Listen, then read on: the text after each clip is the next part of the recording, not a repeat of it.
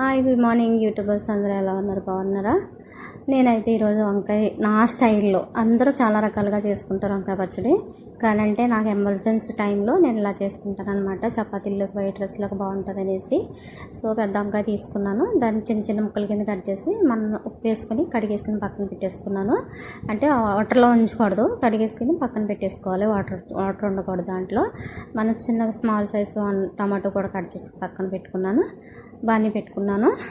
సరిపడా ఆయిల్ వేసుకున్నాను, తాలింపులు కూడా వేసుకున్నాను. అందులో ఏమీ అక్కర్లేదండి, జీలకర్ర, ఆవాలు, తర్వాత కరివేపాకు, ఎండుమిరపకాయలు, వెల్లుల్లి, అంతే. తాలింపు అయిపోయిన తర్వాత దానిపై కొంచెం సాల్ట్ వేసి కాసేపు మగ్గనిచ్చిన తర్వాత కొంచెం పసుపు యాడ్ చేసి కాసేపు మగ్గనిచ్చిన తర్వాత మనం కట్ చేసి పెట్టుకున్న టమాటోస్ కూడా యాడ్ చేసేసుకున్నాము. 2 మినిట్ మగ్గనిచ్చిన తర్వాత మన ఇంట్లో మనం యూజ్ చేసుకున్న కారం ఉంటుంది కదా, అదే మనం యాడ్ చేసుకోవాలి. మనం ఎంత తింటే అంత.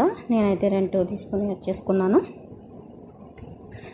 దాన్ని 2 మినిట్ అయిన తర్వాత చిన్నగా మనం చిన్న ఆనియన్ ఒకటి కట్ చేసి పెట్టుకున్నాను కదండి, అది కూడా నేను లాస్ట్లో ఆనియన్ కూడా పైన వేసుకున్నాను అనమాట. కొత్తిమీర, ఆనియన్ కూడా యాడ్ చేసుకున్నాను. ఇది చాలా అంటే చాలా ఈజీ ప్రాసెస్.